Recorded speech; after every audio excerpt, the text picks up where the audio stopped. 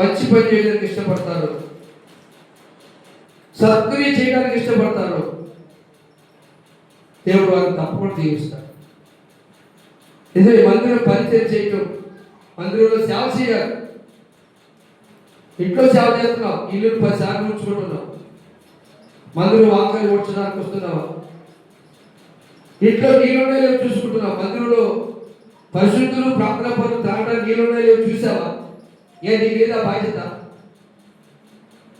ఉన్నవారిని దేవుడు దీవిస్తాడు, పని చేసిన వారిని దేవుడు ఆశీర్వదిస్తాడు. ఎవరు పని చేస్తారో వారికి దీవెన, ఎవరు పని చేస్తారో వారికి కూలి.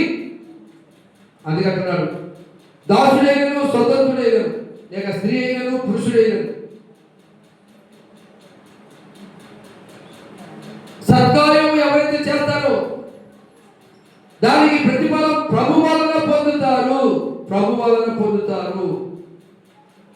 సత్కార్యము మంచి పని ఎవరైతే చేస్తారో దానికి ప్రతిఫలం ప్రభు వలన పొందుతారు. అబ్రహాము శారా దేవుడు పంపించిన సేవకులలో చేర్చుకొని వృద్ధాప్యంలో కూడా భోజనం పెట్టి మంచి పని చేశాడు, వారు దీవించారు. కుమారుడు పొందుకుంది, ప్రభు వలన దీవెన పొందుకుంది, ప్రభు వలన గర్భం తెరవబడింది. మరి నీ జీవితం ఎలా ఉంది? కష్టాలతో ఉన్నావా, శ్రమతో ఉన్నావా? ఈరోజు తీర్మానం చేసుకో, నేను ఒక మంచి పని చేయడానికి ఇష్టపడతాను, చెడ్డ పని చేయడం మానేస్తాను. తీర్మానాన్ని బట్టి చేయడానికి ఇష్టపడితే చేస్తూ ఉంటుంటే దేవుడు నీకు మేలు చేస్తాడు.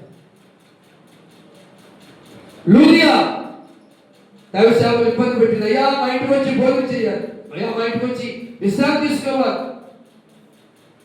నేను ప్రభువులకు విశ్వాసం ఇచ్చింది మీరు ఎరిగితే రావాలి.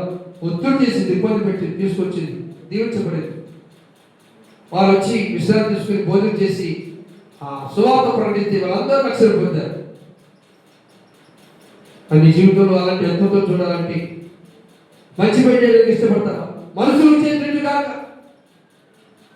పాసగా చేస్తానని అనుకోవద్దు, దేవుడికి చేస్తున్నాను.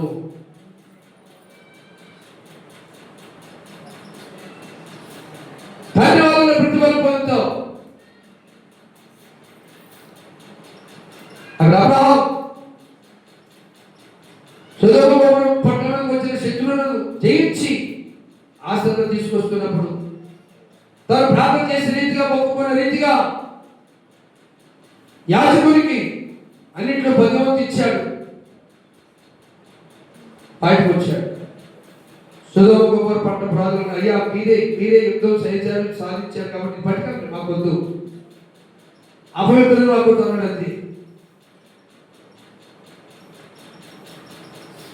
ఆ మంచి పని అబ్రహాం చేయుచున్నారు. వేరే దేశంలో అబీమెలెకుతో మాట్లాడి శారాను బట్టి ఆ దోషం పోయినట్లుగా పొలాలు,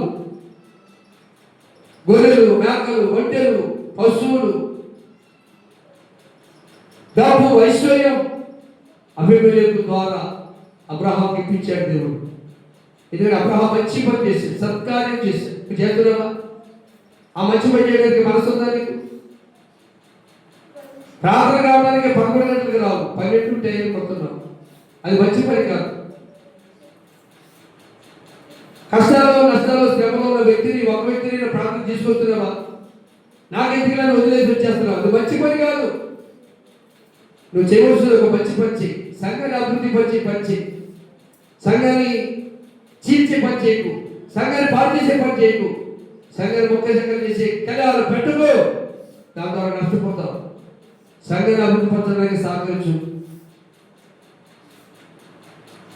సంఘ క్షేమాభివృద్ధి కొరకే ప్రయాసపడు, దేవుడికి మేలు చేస్తాడు.